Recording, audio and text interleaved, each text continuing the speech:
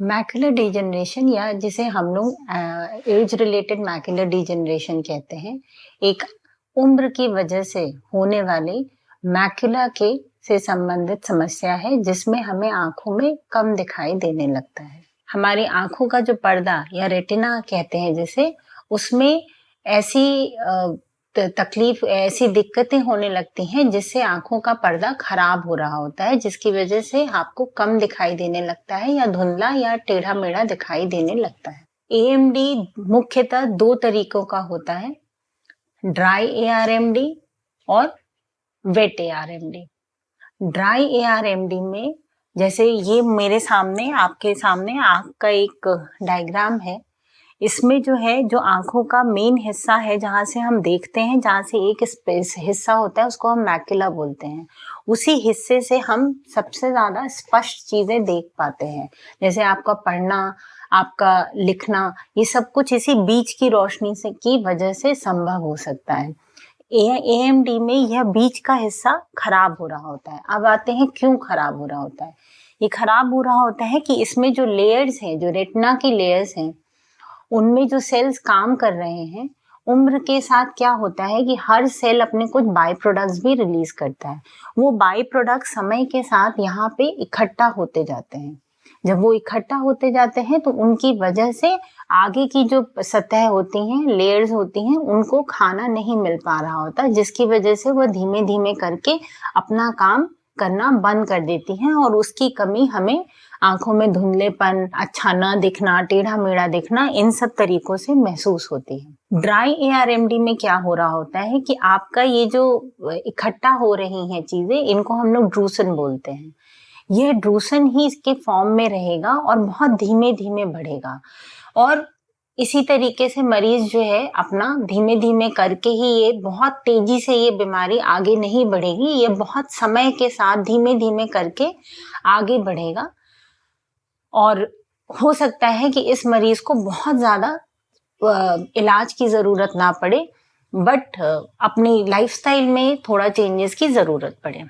Wait एआरएमडी में क्या होता है कि ये जो ड्रूसन है, इनके दबाव की वजह से जो पीछे का पर्दा है जिसको कोरोइड बोलते हैं, वहां से खून की शिराएं आती हैं और वो लीक करने लगते हैं।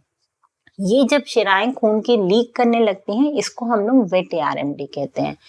इस बीमारी में जब वेट एआरएमडी होता है तब आपको धुंधला दिखाई देना या जो कम दिखाई देना है वो बहुत ज्यादा हो सकता है और इसका इलाज थोड़े अलग तरीके से होता है और प्लस यह बीमारी, यह समस्या हो सकता है आपकी रोशनी को पूरी तरीके से कम कर दे। एज रिलेटेड मैकुलर डिजनरेशन के लक्षण प्रमुखतः एक तो उम्र के साथ दिखाई देते हैं। जैसे कि अगर उम्र आपकी 60 साल से ऊपर है तो ही आपको हो सकता है इस बीमारी के लक्षण दिखाई दें। इसके बीमारी के लक्षणों में प्रमुख जो चीजें दिखाई देती हैं, आंखों के बीच की रोशनी कम होना, कि जो हम जैसे कोई चीज देख रहे हैं या पन्ना देख रहे हैं या किसी का चेहरा देख रहे हैं, उसमें बीच का हिस्सा हमें स्पष्ट नहीं होगा, अगल बगल का हिस्सा हमें दिखाई थोड़ा सा देता रहेगा। इसी तरीके से टेढ़ा मेढ़ा दिखाई देना, कि अगर हम कोई चीज पढ़ रहे हैं वो चीज हमें थोड़ी टेढ़ी मेढ़ी या ऊपर नीचे दिखाई देने लगे, तो भी ये एज रिलेटेड मैकुलर डिजनरेशन का एक लक्षण है। इसी तरीके से अगर आपको ये महसूस हो कि मुझे सडनली किसी दिन आप उठे और आपकी आंख की रोशनी कम हो गई, तो वो भी एक प्रकार के एज रिलेटेड मैकुलर डिजनरेशन में हमें मिलता है, जिसको हम वेट एआरएमडी कहते हैं और इस लक्षण के साथ भी मरीज हमारे पास आते हैं।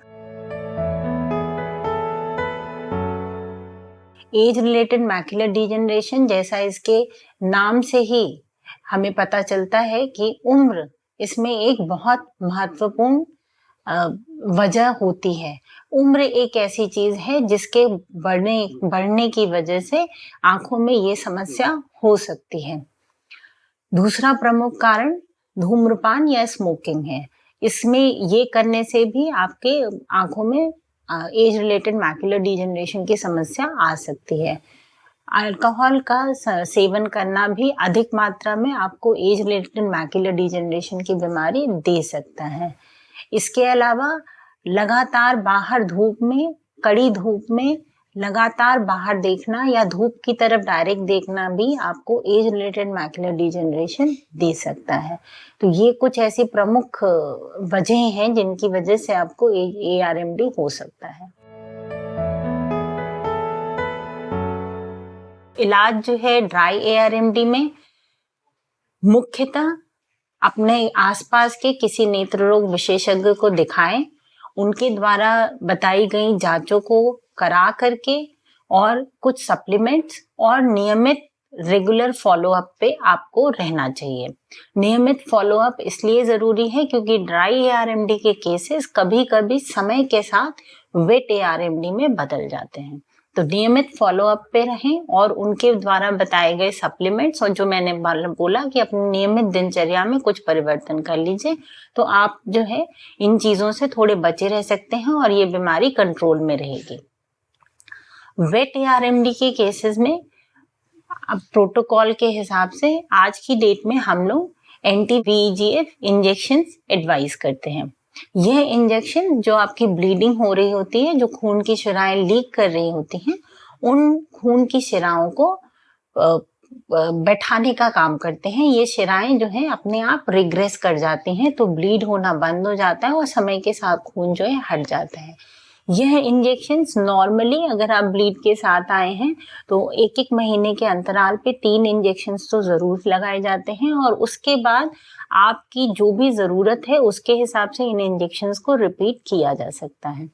आज की डेट में वेट ARMD का ये एक अच्छा इलाज है जिसके द्वारा वेट ARMD के मरीजों में अच्छी रोशनी और उनका पूरी तरीके से उनको वापस लाना संभव हो पाता है।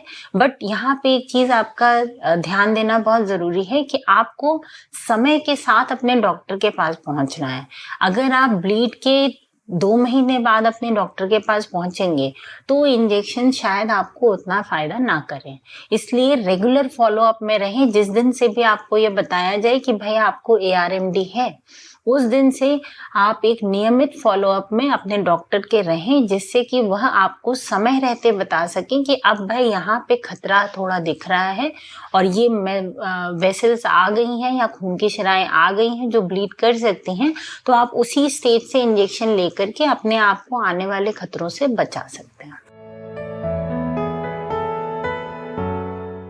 AMD का इलाज मुख्यतः बहुत ज्यादा तो ये नहीं कहेंगे कि पूरी तरीके से रोका जा सकता है, क्योंकि आपने इसके जो बीमारी है उसके नाम में ही है कि ये एज रिलेटेड मैकुलर डिजेनरेशन है। तो उम्र को रोका जाना अभी तक संभव नहीं हो पाया है। तो उम्र हम रोक नहीं सकते। इस वजह से इस बीमारी के होने की जो सबसे बड़ी वजह है वो उम्र, क्योंकि उसको रोका नहीं जा सकता, हम वजह को ही नहीं रोक सकते, इसलिए इस बीमारी को पूरी तरीके से रोका जाना संभव नहीं है। लेकिन कुछ लाइफस्टाइल मॉडिफिकेशंस जैसे हरी सब्जियां खाना, भरपूर मात्रा में फल लेना, एक्सरसाइज नियम से करना, ये सब चीजों से आप इस बीमारी से बचे रह सकते हैं। जब आप बाहर निकलें तो चश्मा धूप का लगा के निकले, जिससे बाहर धूप की तेज रोशनी आपकी आंखों के अंदर ना जाए, उससे भी आप इस बीमारी का बचाव कर सकते हैं। धूम्रपान अगर आप करते हैं तो धूम्रपान छोड़ दीजिए, स्मोकिंग छोड़ दीजिए, तो वो भी इस बीमारी का बचाव आपको कर सकती है। अगर आप बहुत ज्यादा अल्कोहल लेते हैं या शराब का सेवन करते हैं तो उसे भी कम कर दीजिए, तो इस बीमारी से आपका बचाव हो सकता है। यही कुछ चीजें हैं जो आप अपने नियमित दिनचर्या में कर सकते हैं, जिससे इस बीमारी को थोड़ा सा रोका जा सकता है। यह जो बीमारी है इसका नाम ही में उम्र छुपी है, तो उम्र हम अपनी बढ़नी रोक नहीं सकते, हमारी उम्र को बढ़ना ही बढ़ना है। तो चूंकि हम उम्र नहीं रोक सकते तो पूरी तरीके से हम इस बीमारी को ये नहीं कह सकते कि यह नहीं होगी। ये उम्र की वजह से है और पूरी तरीके से इसको रोक पाना संभव नहीं है। लेकिन अपनी दिनचर्या में थोड़ा परिवर्तन, अपने खान पान में थोड़ा परिवर्तन और बाहर निकलने पे धूप से अपना बचाव करके आप इस बीमारी से अपना बचाव थोड़ा सा कर सकते हैं।